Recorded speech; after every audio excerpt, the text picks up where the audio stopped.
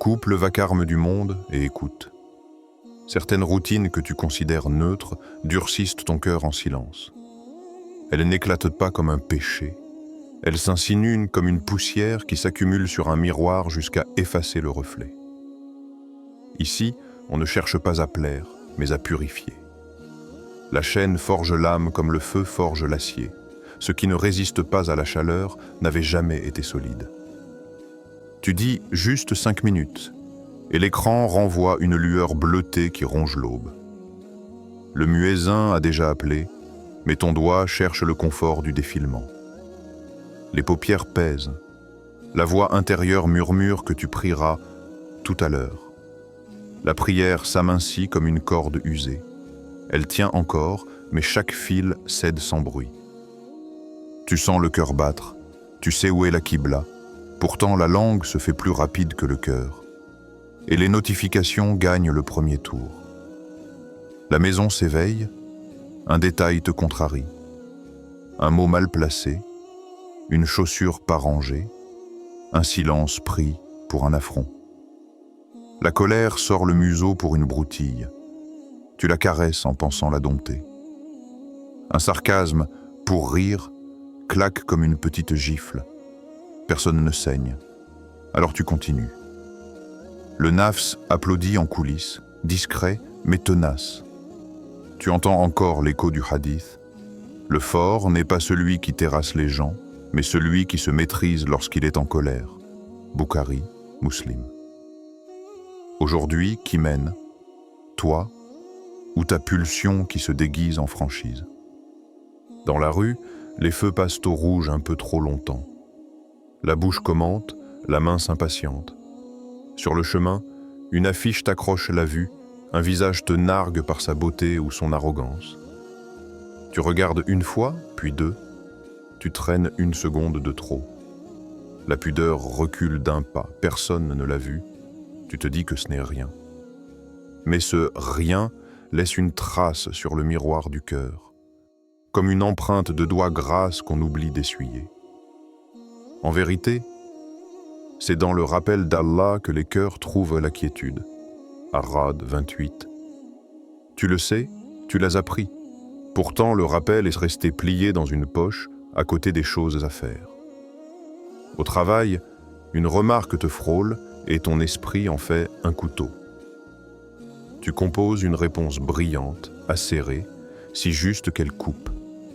Elle part avant même que le cœur ne l'ait pesée. Le visage en face vacille une seconde. Tu t'offres la satisfaction d'avoir remis les pendules à l'heure. Plus tard, un fil de discussion t'attend sur le téléphone. On te provoque, on te teste. Tu t'élances, phrase contre phrase, ironie contre ironie, et au bout du fil, ton nafs, repu, se lèche les babines. À quel moment as-tu remis les clés de ta langue à ton ego? La journée déroule ses pièges avec la douceur d'une musique d'ascenseur.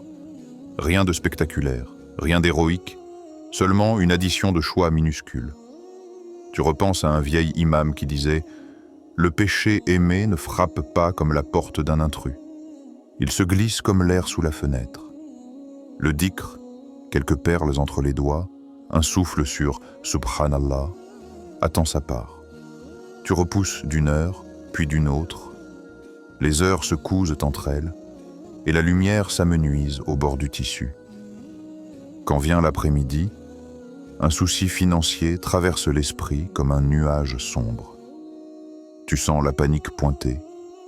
Tu ouvres une application, puis une autre, pour contrôler, recalculer, vérifier encore. La promesse tombe pourtant juste.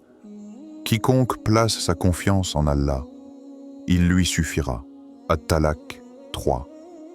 Mais la main tremble au-dessus de la balance. Foi ou anxiété, qui pesera le plus? Tu mets une aumône en attente, tu mets de la prière à plus tard, tu mets le cœur en sourdine. Le silence qui suit n'est pas la paix, seulement une fatigue.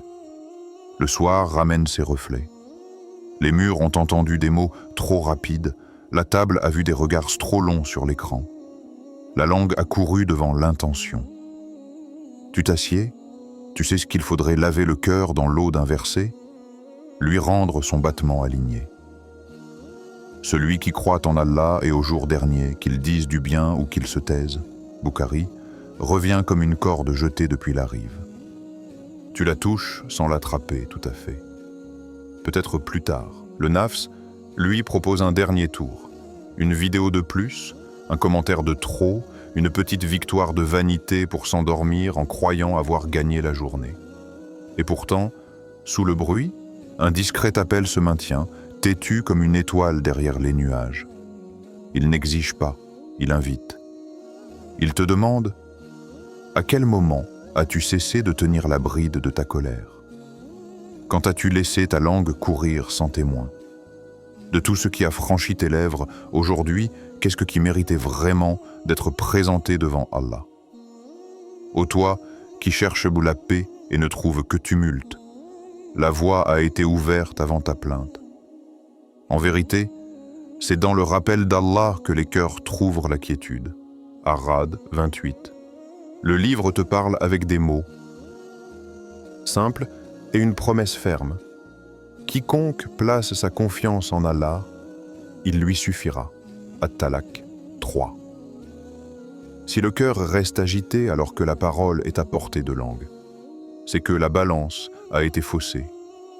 Dhikr troqué contre distraction, tawakkul échangé contre l'illusion du contrôle.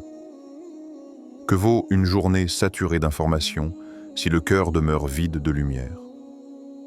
Le Coran ne discute pas la paix, il l'ordonne par la mémoire du Seigneur. Souvenez-vous de moi, je me souviendrai de vous. Al-Baqarah 252. Quand tu prononces Subhanallah, tu ne jettes pas un son dans le vide. Tu frappes à une porte qui s'ouvre du côté du ciel. Ô vous qui avez cru, rappelez abondamment Allah et glorifiez le matin et soir. Al-Ahzab 33, 40 et 1 à 42. Le dhikr est une pluie.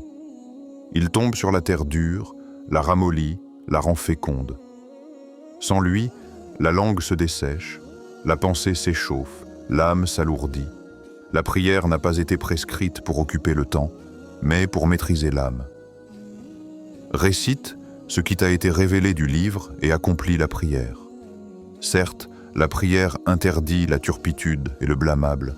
Et certes, le rappel d'Allah est plus grand. Al-Ankabut 29-45. Quand le cœur s'attache au dhikr, les pulsions perdent leur trône. Quand le front touche le sol, les colères apprennent à s'incliner. Quand la langue se lie au tasbih, la langue se barre contre la médisance. Là où tu dis « La ilaha illa Allah », avec présence, les idoles invisibles, l'ego, l'orgueil, la peur, se fissurent. Écoute encore. Les croyants sont seulement ceux qui, lorsque Allah est mentionné, leur cœur frémisse. Al-Anfal 8.2. Si ton cœur ne tressaille plus, ne lui cherche pas des excuses. Redonne-lui la nourriture qui lui manque. Et invoque ton Seigneur en toi-même, humblement et avec crainte, sans élever la voix, matin et soir, et ne sois pas parmi les insouciants. Al-Araf 7.205. Le dhikr n'attend pas des conditions parfaites. Il se glisse entre deux pas, entre deux tâches, entre deux souffles. 10. Alhamdulillah, lorsque le bien arrive. 10. Astaghfirullah, quand tu trébuches. 10. Allahu Akbar, pour rappeler à ton âme que rien n'est plus grand que son Seigneur. Le tawakkul, lui, n'est pas une théorie mais un dépôt. Tu remets les causes à Allah, tu marches dans les causes licites et tu laisses la peur retourner à sa taille. Et quiconque craint Allah, il lui donnera une issue et lui accordera une subsistance d'où il ne s'y attend pas. At-Talaq 65, 2 à 3. Si l'anxiété gouverne ta raison, multiplie la lecture de ce verset jusqu'à ce que la promesse devienne plus réelle que tes calculs. La main qui donne en secret scelle le cœur contre la panique. Le front qui se prosterne brise les chaînes invisibles. Ne te laisse pas séduire par l'argument des foules distraites. Des hommes que ni commerce ni vente ne distraient du rappel d'Allah, de l'accomplissement de la prière et de l'acquittement de la zakat. Ils redoutent un jour où les cœurs et les regards seront bouleversés. En Nur 24, 37. La réussite n'est pas d'accumuler des flux, mais de préserver le flux de la foi. Réussira certes celui qui se purifie, qui se rappelle le nom de son Seigneur et prie. Al-Allah 87, 14 à 15. Le polissage du cœur est une habitude, pas un éclat. Un chapelet de silence utile, une constance dans les petites louanges, une fidélité aux heures de prière. C'est ainsi que la rouille cède. Redoute cette perte. Ne soyez pas comme ceux qui ont oublié Allah. Alors il leur a fait oublier leur propre personne. Al-Hashr 59, 19. Oublier Allah, c'est se perdre soi-même. Se rappeler d'Allah, c'est se retrouver. Quelle parole as-tu prononcée aujourd'hui qui méritait d'être écrite pour toi? Quelle inquiétude as-tu nourrie alors que Allah suffit au serviteur qui place sa confiance en lui? Si le cœur reste sans repos, ramène-le à la source. Récite, invoque, prosterne-toi, écoute. Et quand la tempête intérieure se lève, oppose-lui ces deux clés révélées. Dhikr, qui apaise, tawakkul, qui rassure. Ferme le vacarme intérieur et pose les vraies questions. Quand tu réponds trop vite, qui parle en premier? Ton cœur ou ta blessure? Ibn al-Qayyim rappelait que la vie du cœur est dans le Coran et le rappelle. Tout autre remède n'est qu'excitation passagère. Si tu t'endors avec l'écran et te réveilles sans verset, ne sois pas surpris que l'âme titube à la première provocation. Al-Ghazali avertissait. La langue est comme un lion. Si tu la lâches, elle te dévore. Aujourd'hui, quelle parole as-tu libérée que tu ne peux plus reprendre, même avec des regrets et des « je plaisantais » ajoutés après coup? Passe ton âme à l'inventaire, sans avocat ni circonstances atténuantes. Combien de fois as-tu mentionné Allah par amour? Et combien de fois t'es-tu mentionné toi-même, tout en sachant que le cœur en paierait le prix plus tard? Parmi tes messages, combien construisent, combien détruisent, combien ne servent à rien? Le prophète a éclairé la racine. Il y a dans le corps un morceau de chair. S'il est sain, tout le corps est sain. S'il est corrompu, tout le corps est corrompu. Il s'agit du cœur. Bukhari, Muslim. Commence par ce roi invisible. S'il se nourrit de dhikr, la langue se tient droite. S'il se gave d'ego, la langue devient une arme. Le même jour peut porter deux récoltes. Un subhanallah qui apaise, un sarcasme qui lacère. La question n'est pas qu'as-tu ressenti, mais qu'as-tu semé? Pratique un examen lucide, très simple et très tranchant. Matin. Qu'est-ce que mon nafs veut obtenir aujourd'hui? La reconnaissance, l'emprise, la distraction. Midi. Quel verset a guidé ma réponse quand j'ai été piqué? Soir. Si Allah scellait ma langue maintenant, serais-je honoré de ce qu'elle a dit aujourd'hui? Le hadith est une règle d'or.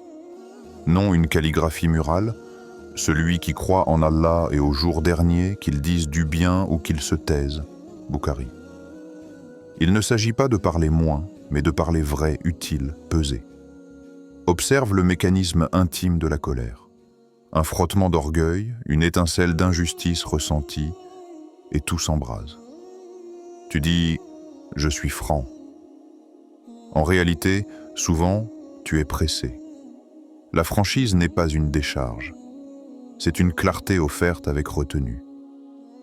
Le prophète a défini la vraie force. Se maîtriser quand la vague monte. Alors, dresse une barrière, respire, invoque, reporte la réponse, change de posture, verse de l'eau sur le feu. Le lion intérieur perd sa superbe quand il rencontre une prosternation sincère. Souviens-toi de la balance divine qui ne surévalue aucune intention, et par l'âme est celui qui l'a harmonieusement façonné, et qui lui a inspiré son immoralité et sa piété. A réussi certes celui qui la purifie, et a perdu celui qui la corrompt. H. Shams, 91, 7-10. Purifier, ici, c'est refuser au nafs le trône. Quand tu corriges autrui, vérifie. Cherches-tu la vérité ou la victoire? Quand tu racontes une faute, est-ce pour avertir ou pour goûter l'arrière-goût de supériorité? Quand tu plaisantes, vérifie l'angle. Allèges-tu les cœurs? Ou alourdis-tu un frère d'une honte publique? Établis de petites gardes permanentes, une garde sur les yeux, baisse le regard avant que l'image n'entre, une garde sur la langue, 3 battements de cœur avant toute réponse, une garde sur les doigts, écris comme si ton message devait être lu devant Allah. Rappelle-toi ce signe clair. Le musulman est celui dont les musulmans sont à l'abri de sa langue et de sa main. Bukhari, Muslim. Si quelqu'un ressort amoindri de ton contact, tu as laissé le nafs conduire. S'il ressort raffermi, tu as laissé la foi guider. Reviens à l'essentiel. Qui mène, ici et maintenant?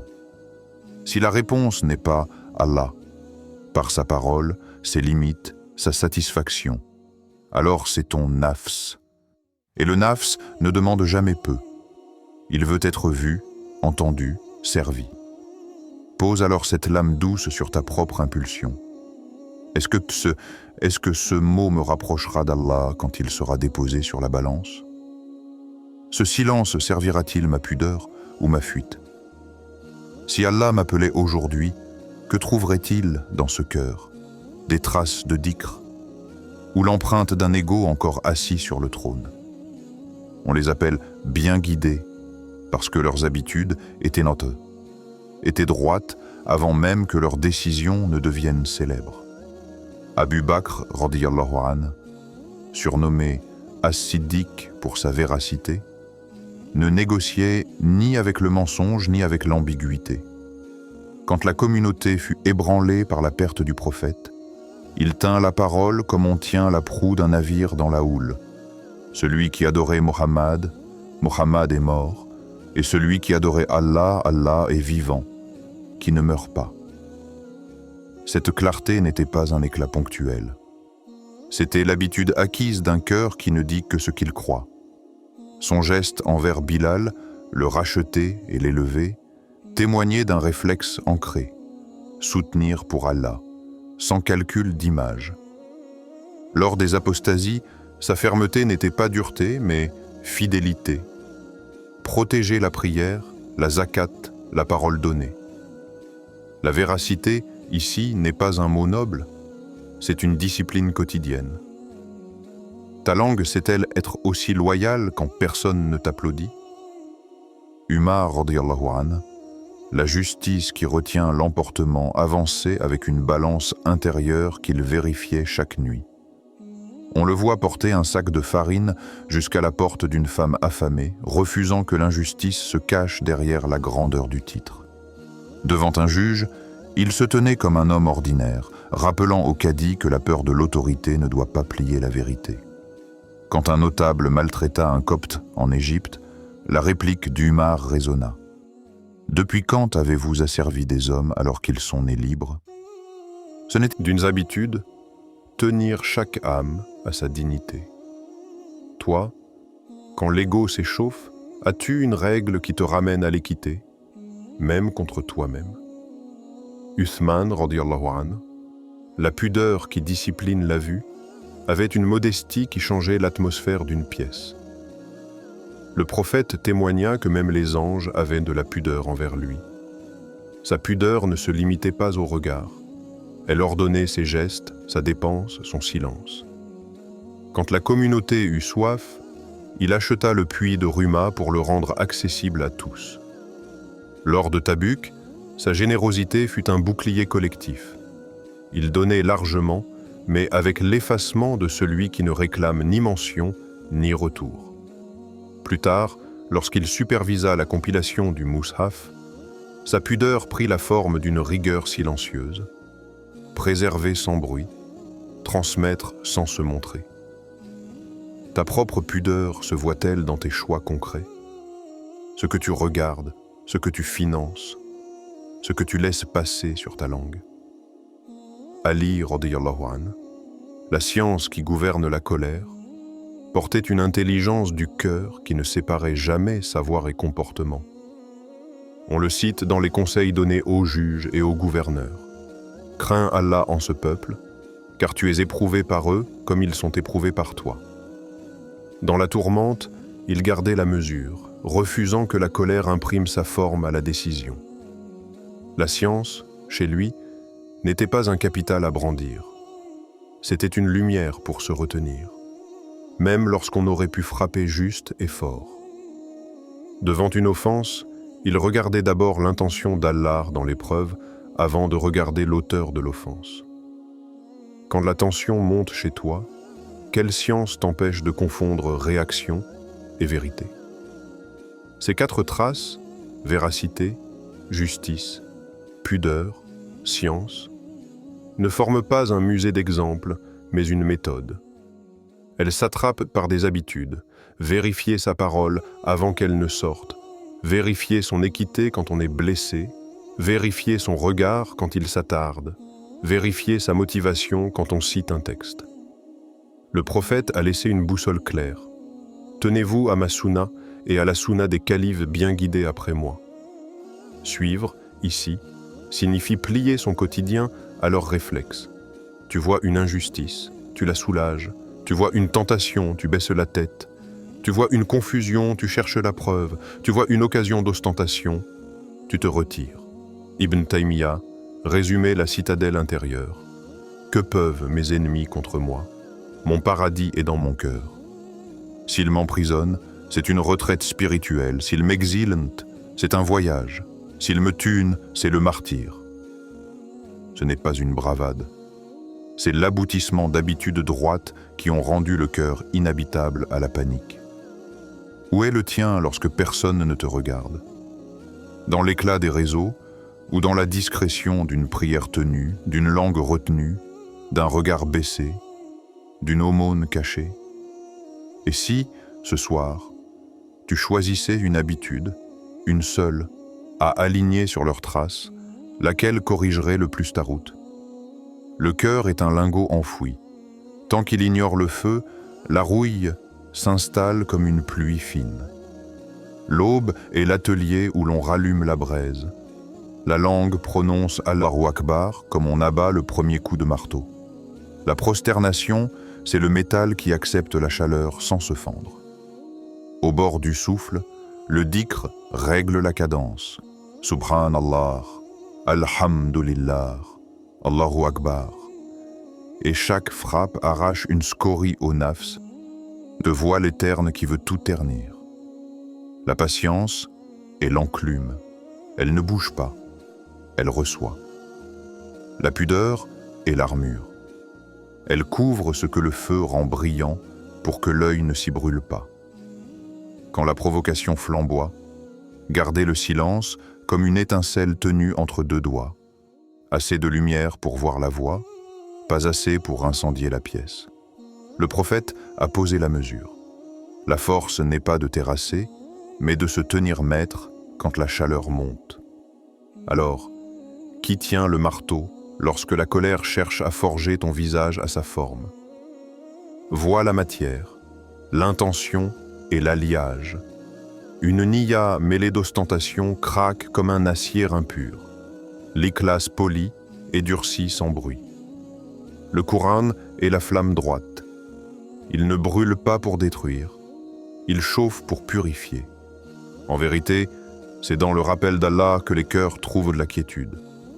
Mais ce verset sous la braise de Fajr, laisse-le rougir la plaque de tes pensées jusqu'à ce que les veines de l'inquiétude se liquéfient. Le tawakkul est la trempe. On sort la lame ardente du four, on la plonge dans l'eau claire de la confiance. Le choc chante, la peur recule. La pièce prend une mémoire. Plie si tu dois. mais ne casse plus. Qu'as-tu choisi comme eau de trempe ce matin? Tes calculs ou sa promesse? Les impuretés portent des noms connus. Riya, une fêlure qui miroite à la surface. Hassad, un grain dur coincé dans la fibre. Ghafla, cette poussière grise qui voile le fil tranchant. L'istighfar est l'acide doux qui dissout sans ronger l'essentiel. Répands-le sur tes regrets jusqu'à ce que la trace devienne leçon. La sala cadence l'atelier. 5 reprises où l'âme revient à l'étau, s'aligne, se rectifie. Entre Dour et Asr, demande-toi. Ton acier s'est-il tordu à la première pression d'un regard, d'une remarque, d'une envie? Entre Maghrib et Isha, passe un doigt sur le fil de ta langue. Est-il net, apte à dire du bien, ou a-t-il ébréché des cœurs comme une lame mal dressée? Celui qui croit en Allah et au jour dernier, qu'il dise du bien ou qu'il se taise. Voilà la règle d'affûtage. Ne confonds pas éclat et solidité. Beaucoup brillent à la sortie du feu, peu endurent en l'épreuve de la trempe. La vraie brillance naît d'un polissage patient. Une page de Coran frottée contre la paume de l'attention, une aumône cachée qui enlève la bavure de l'avidité, un regard baissé qui retire la ronce plantée dans la chair. Dis Bismillah quand tu soulèves le marteau et Alhamdulillah quand tu le poses. Tu apprendras que même la sueur peut porter un parfum de paix. Ramadan est un long chauffage, mais l'année entière réclame des reprises. La solitude devient l'établi où personne ne t'applaudit. C'est là que la lame prend sa vraie trempe. Que cherches-tu au fond? Une arme pour vaincre les autres ou un outil pour labourer ton propre champ? Si Allah t'offrait aujourd'hui la balance, oserais-tu poser dessus la coupe de tes mots, de tes regards, de tes silences? Le cœur n'a pas besoin d'un spectacle. Il réclame une chaleur tenue, une frappe juste, un refroidissement dans l'eau claire de la confiance. Quiconque place sa confiance en Allah, il lui suffira. Alors fais du rappel ton souffle, de la pudeur ton armure, de la patience ton enclume, et laisse la parole d'Allah décider du fil. Lorsque la main tremblera, retourne au brasier des versets. Lorsque la langue voudra bondir, tiens-la par la bride du dhikr. Lorsque l'ego réclamera la lumière, couvre-le du manteau de l'ombre. La paix que tu cherches ne s'achète pas, elle se forge. Le jour où les langues seront scellées, que restera-t-il de tes paroles au jugement? Si Allah t'appelait aujourd'hui, que trouverait-il dans ton cœur? Des traces de dhikr ou des empreintes de l'ego? Les habitudes discrètes façonnent des destins bruyants. Choisis que ce qui te rapproche. En vérité, c'est dans le rappel d'Allah que les cœurs trouvent la quiétude. Fais de ce verset ton étalon et de la patience ta marche. Place ta confiance, réforme ta langue, discipline tes regards, et la promesse s'accomplira.